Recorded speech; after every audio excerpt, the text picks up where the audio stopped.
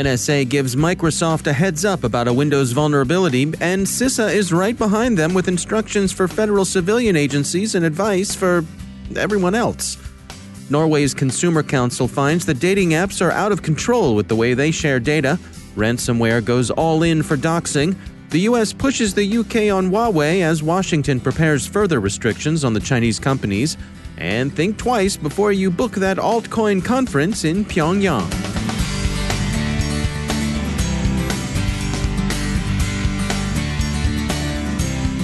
And now a word from our sponsor, Privacy Guard. By now, you might have heard of the scary stats of how many times identity theft happens, and of data breaches happening to big companies that you might have done business with. But Privacy Guard members can have more peace of mind. Privacy Guard takes privacy personal. Protecting your privacy means protecting the integrity of your name, your reputation, and your identity. Privacy Guard is a comprehensive, personalized privacy protection service that helps protect you from identity theft. Privacy Guard's public and dark web scanning will keep an eye on your private information. Plus, with Privacy Guard's 24/7 triple bureau credit monitoring, you can be alerted if a certain change to your credit score occurs, which could be an indication of identity theft. Your identity and privacy belong to you. Privacy Guard works to help keep it that way. To learn more, go to privacyguard.com. That's privacyguard.com. And we thank Privacy Guard for sponsoring our show.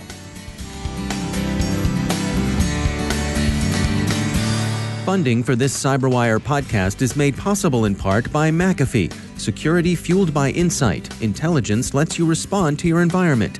Insights empower you to change it. Identify with machine learning. Defend and correct with deep learning. Anticipate with artificial intelligence. McAfee, the device-to-cloud cybersecurity company. Go to mcafee.com/insights. Back at our CyberWire studios at Data Tribe, I'm Dave Bittner with your CyberWire summary for Wednesday, January 15th, 2020. It's good to be home. Microsoft's fix for Windows Crypto API, issued yesterday with credit to the National Security Agency for telling Microsoft about the vulnerability, prompted an emergency directive from the Department of Homeland Security's Cybersecurity and Infrastructure Security Directorate, that's CISA. Federal agencies are expected to patch promptly in accordance with Emergency Directive 20-02, so the U.S. government is clearly putting its money where its disclosures are. As CISA blogged yesterday morning, quote, "The most important thing you can do for your cybersecurity is to update your software, and if you're a Windows user, today is your day." End quote. CISA looks after, roughly speaking, the .gov domain, with responsibility for federal agencies other than the Department of Defense, which has the .mil domain, and certain national security systems. Affected agencies have 10 days to apply the patch, and the statutory boilerplate surrounding the emergency directive should be sufficiently intimidating to spur even the most laggard agency CIO into action. CISA says that it hopes state and local governments, private sector organizations, and the general public will also patch quickly, although, of course, it has no jurisdiction over them. The Washington Post sees NSA's disclosure as representing a departure in policy, and indeed the agency's cybersecurity directorate head, Ann Neuberger, did say that it was a change in approach.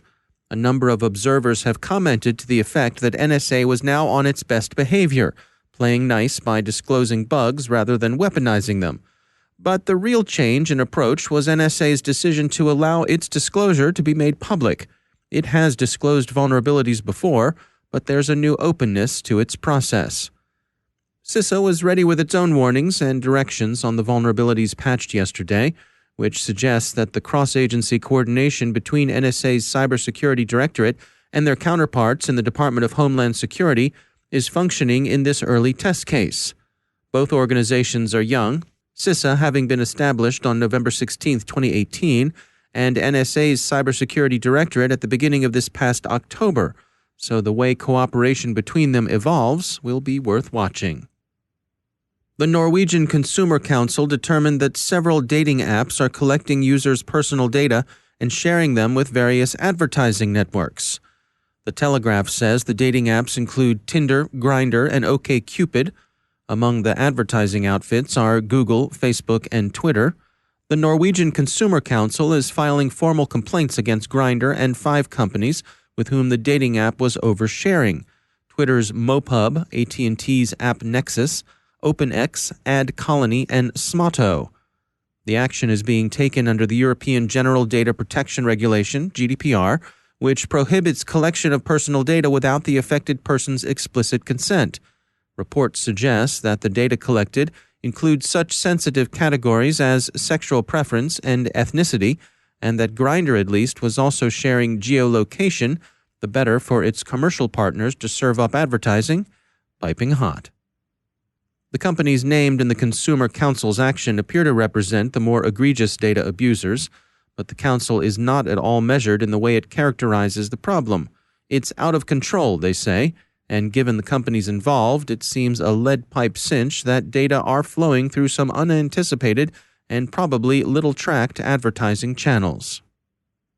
Ransomware operators are increasingly showing a disposition to turn to doxing as an incentive to get victims to pony up. If data are simply encrypted, then well-prepared victims who've backed their files up securely in places inaccessible to the attackers can, at some relatively small trouble and expense, restore their systems and plug the holes that let the attackers in. And then, of course, they can cheerfully thumb their nose at the extortionist. Things are more complicated when the attackers take the trouble to steal data before they encrypt it, and that's recently become the norm in this corner of the underworld. The gang behind Nemty ransomware intends, according to Bleeping Computer, to follow the example of Maze and Sodinokibi by setting up a site on which it can dump files stolen from victims who are laggard in paying the ransom. It's also interesting to see the criminal-to-criminal market behaving in ways that mimic legitimate markets. Nemty's basically put out a launch announcement. We checked in with the Chertoff Group's Chris Duvall for his insights on the state of ransomware. We're thinking 2020 is going to be, another banner year for ransomware, potentially even worse than previous for a couple of different reasons.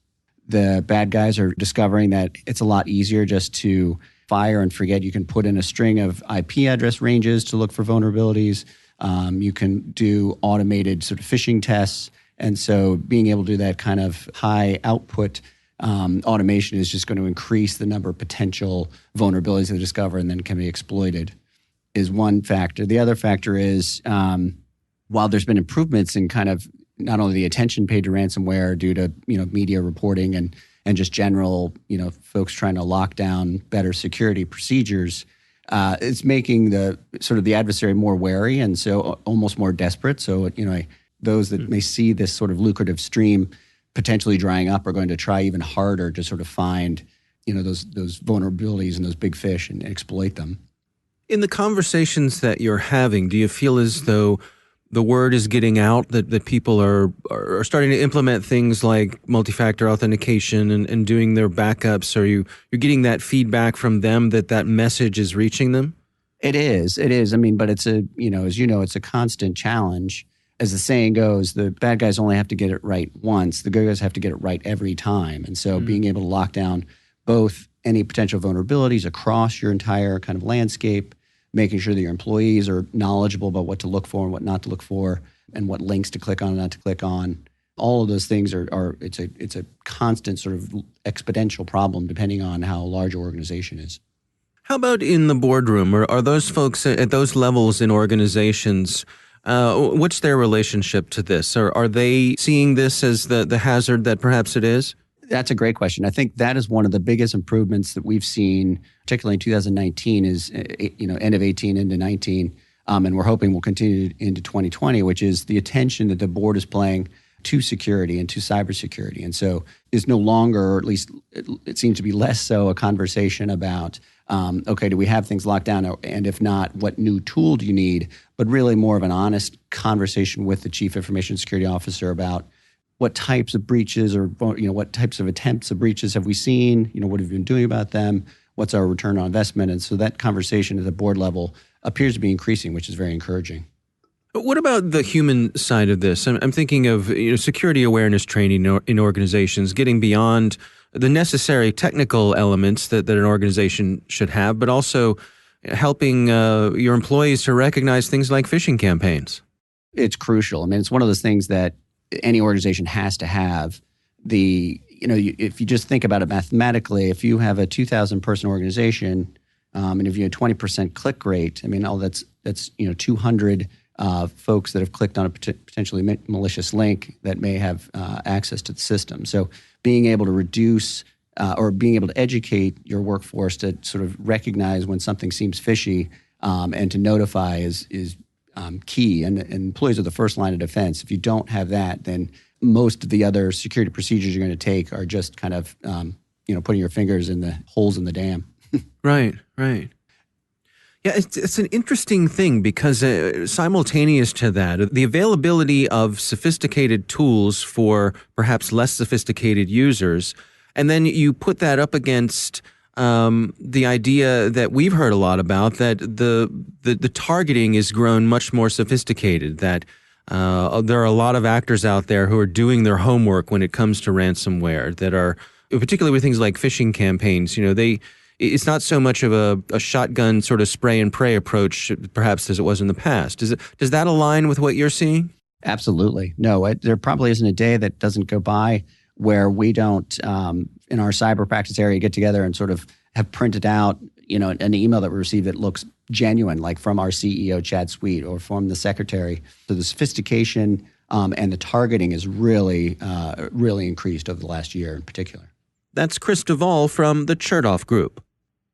As the UK nears a decision on Huawei and its potential role in the nation's 5G, The Guardian reports that Her Majesty's government has already taken into account the most recent U.S. revelations, and that it seems likely to conclude that any risk associated with Huawei is manageable. The U.S. has warned that too much Huawei in the infrastructure could force the American services to constrain the way they share intelligence with their British counterparts. But the head of MI5, Andrew Parker, has told the Financial Times that he thinks the special relationship is too long-standing, too close, and too special for matters to go that far. That said, there's no denying that the U.S. has been both assertive and consistent on the risks posed by Huawei. Back on this side of the Atlantic, the U.S. Federal Communications Commission seems ready to expand its ban on both Huawei and ZTE gear, J.D. Supra says.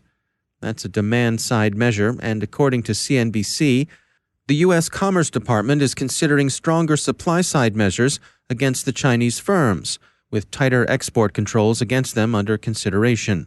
Those controls would have an impact on third countries as well. We've just returned from a trip to a conference in Seattle, and like many of you, we're now looking ahead to a trip to San Francisco, since the RSA conference is just around the corner. But let's say you, friend, are interested in mixing it up.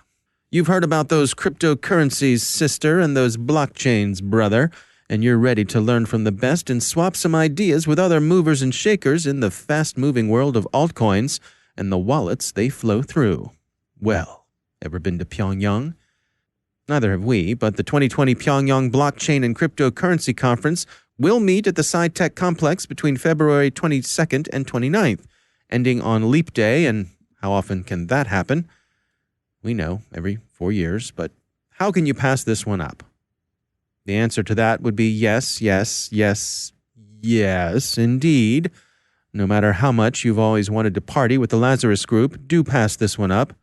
But don't just take our word for it. Listen to the UN's own experts, who tell Reuters that attending the conference would constitute a violation of international sanctions the civilized world has imposed on the DPRK.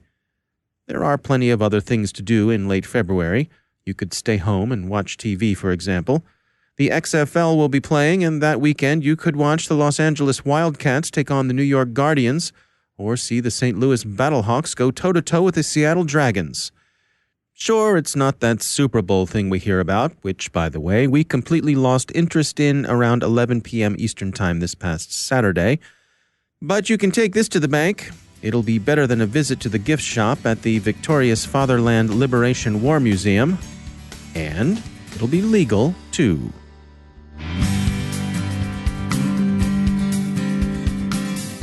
And now, a word from our sponsor, LastPass. LastPass is an award-winning security solution that helps millions of individuals and over 61,000 organizations navigate their online lives easily and securely. businesses can maximize productivity while still maintaining effortless, strong security with LastPass. Each entry point in your organization can compromise your business's security. LastPass Identity can minimize risk and give your IT team a breakthrough integrated single sign-on, password management, and multi-factor authentication. LastPass Identity enables you to manage and control user access for all access points in your organization.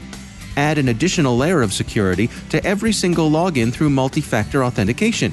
Securely authenticate into your work using biometrics such as fingerprint or face. Deliver a passwordless login experience for your employees while securing every password in use through enterprise password management, and gain an integrated view across all access and authentication tasks to know which employees are accessing what, when, and where. To learn more, visit LastPass.com. That's LastPass.com. And we thank LastPass for sponsoring our show.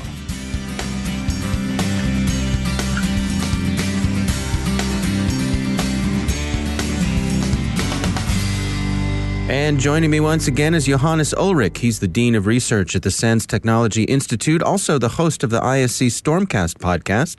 Johannes, it's always great to have you back. We wanted to touch today on something that you all are looking into. This has to do with some AutoCAD files and some vulnerabilities that have been popping up there. What do you have to share with us today?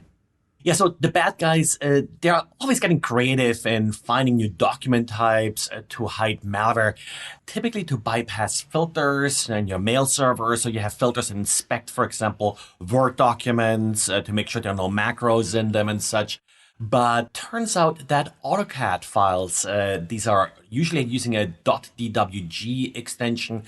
Well, they're actually the same OLE standard files as Microsoft Office documents, and they can contain pretty much the same Visual Basic for application macros that you find in Word and Excel. So we have seen a couple of these AutoCAD files being used to attack users. And what's a little bit tricky here is, first of all, AutoCAD is not a commonly installed desktop application.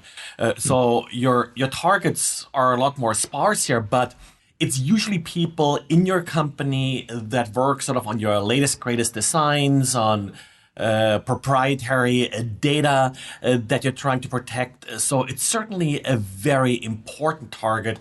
And I think that's where these AutoCAD files are really becoming an issue. You may say, hey, I can just filter for AutoCAD files. Yes, you can do that. And definitely that's something that you should do.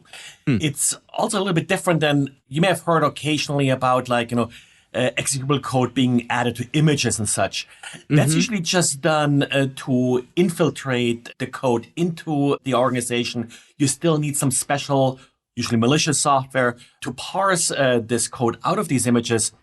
With AutoCAD files, well, if you have AutoCAD already installed, no real malware needed other than this malicious AutoCAD document.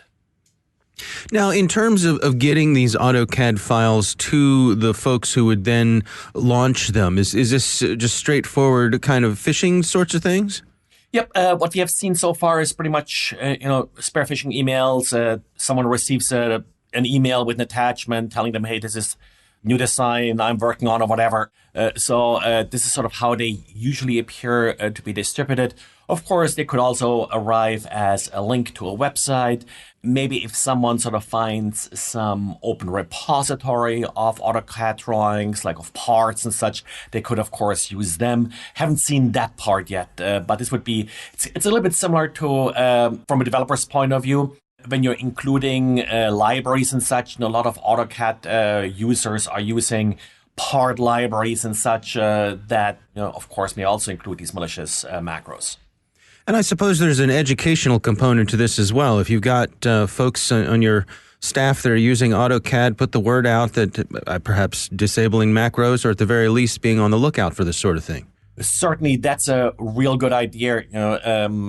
Not actually sure if you can disable macros like you can do in Word with AutoCAD, but definitely be on the lookout for it. And make sure on your mail servers, in your web proxies and such, that you don't forget to inspect those AutoCAD documents. In general, whenever you receive an attachment with an odd extension, it's probably a good idea to quarantine them and look at it later from a security point of view. Yeah. All right. Well, Johannes Ullrich, as always, thanks for joining us. Thank you.